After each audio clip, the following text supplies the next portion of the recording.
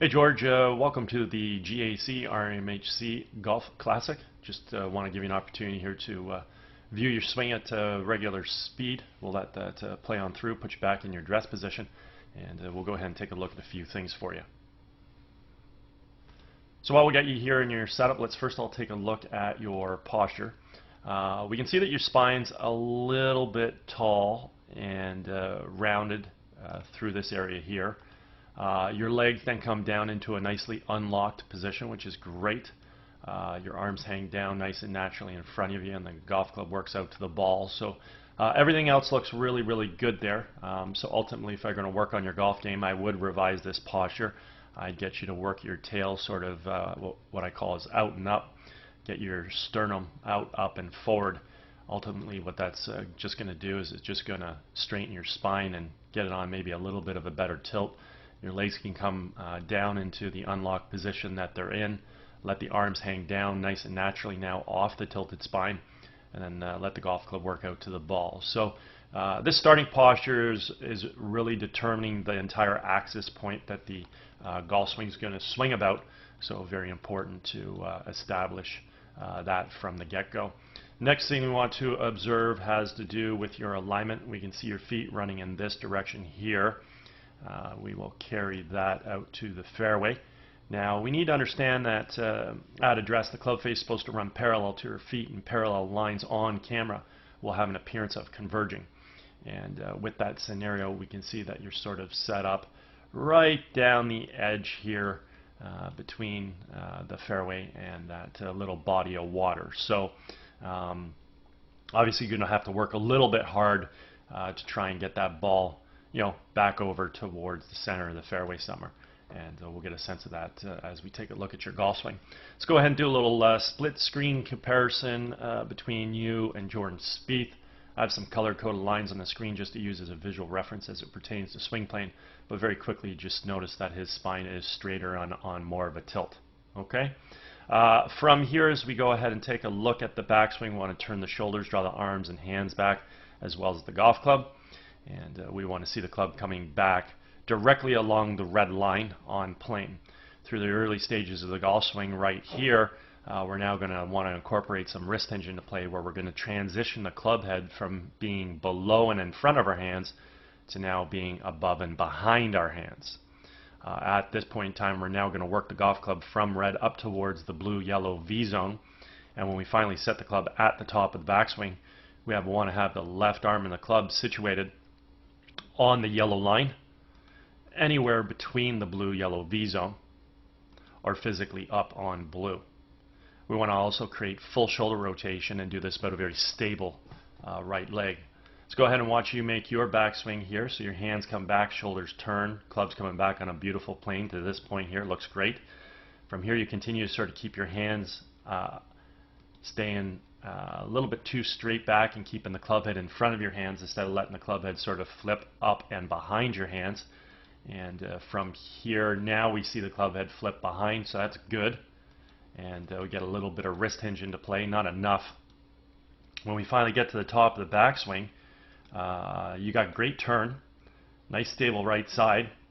I really love the geometry of your arms to your core. You got your left arm within that blue-yellow V zone, so that's great. Golf club's in perfect position relative to your arms. You haven't maximized your wrist hinge though, so during your backswing, one of the things you're going to want to take a look at is, do you have a proper grip? And if so, why are you not maximizing your wrist hinge? And wrist hinge does two things. One, it creates more club travel, so you can have a longer backswing. We can see you don't get your driver parallel to the ground, so you have a little bit of an abbreviated backswing. And the other thing that wrist hinge does for you, it's a major source of power. So it's going to give you a lot of whip through a golf ball. So think about a pitcher throwing a ball. If he didn't cock his wrist, he'd have no snap through. It'd be a shot put. So there'd be no speed. So it's the same thing here. At this point in time, as we create our transition back into the ball, simply want to move our weight from our right foot to our left. We want to fire our knees and our hips laterally to the target. Unwind the core and fire our hands. In doing so, we want to make sure we're bringing the golf club from wherever we set it within that blue-yellow V zone back down on top of red. And that's exactly what we see here with Jordan Spieth. The golf club is returning back to being on plane. The other thing we want to observe at this stage of the golf swing is the relationship between the lead forearm and the golf club. I refer to this as the backwards check mark. Simply means the club head right now is remaining above and behind his hands coming into the hitting zone, and this is what's going to allow us to create a lot of power in our golf swing, let alone his ability also to hit it straight due to the fact again that the golf club has returned back to plane, which is a main criteria in order to produce straight golf shots. Let's go ahead and watch your transition back into the ball here. Excellent dropping of your hands and arms, but as you drop your hands and arms, you're sort of steeping out the club shaft a little. So we're coming down, hands move a little bit out in front there. Let's go to the next frame. Yeah, so let's pay attention to this frame here. So, I mean, at this point in time, we can look at your lead forearm, look at the club, say, hey, we've got our backwards check mark, creating some power in our golf swing will not be an issue, and that is true. One of the issues, though, is that the golf club is not returning close enough back to plane. The other thing that we see is we see that your club shaft is coming in too steep. So the club shaft right now is about 56 degrees, whereas with Jordan, his golf club's at 31 or 2. Okay? So the golf club has to be on a shallower angle coming into the ball. That club head has to fall back down onto the red line, and then the club shaft would be in a shallower position, and we'd have a lot more power coming into the hitting zone. So because we had a little bit of an over-the-top move and we steepened the shaft to initiate the transition, that's why the golf club looks like this. So as we go ahead and continue to track the club head coming into the ball, next frame we're probably going to see it fall out in front. Yeah, we do. Okay, and then the next frame. Okay, good dropping there. So you're continuing to correct. So if we go ahead and connect the dots, we can get a pretty good visual as to the exact steepness of the swing. And actually the reality is it's just slightly steep. It's not like you're coming way over the top and attacking the ball way outside to inside. So that's definitely not the case. But what we definitely see is that the golf club has not returned back to plane in this vicinity here. So that would be that frame. Okay. And with Jordan, once he hits his frame, I mean, the golf club simply tracks into the golf ball from this red line. And again, as I stated, this is why we have the ability to hit a straight golf shot in accordance to our alignment. Lastly, assuming that the club face squares up via having a good grip.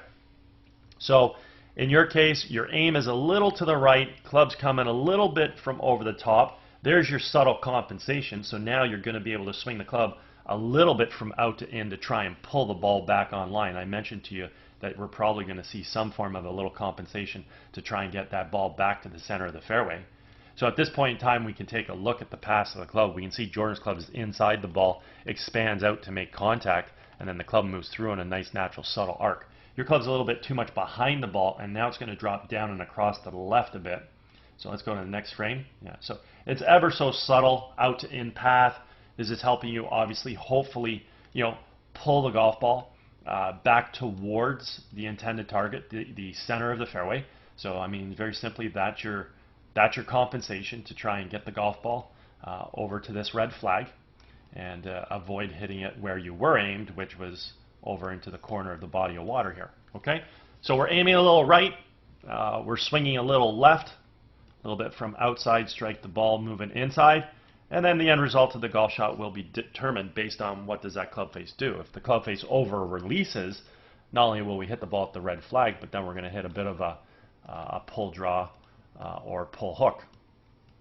If we under release the club relative to the path, then we end up hitting a little bit more of a block slice.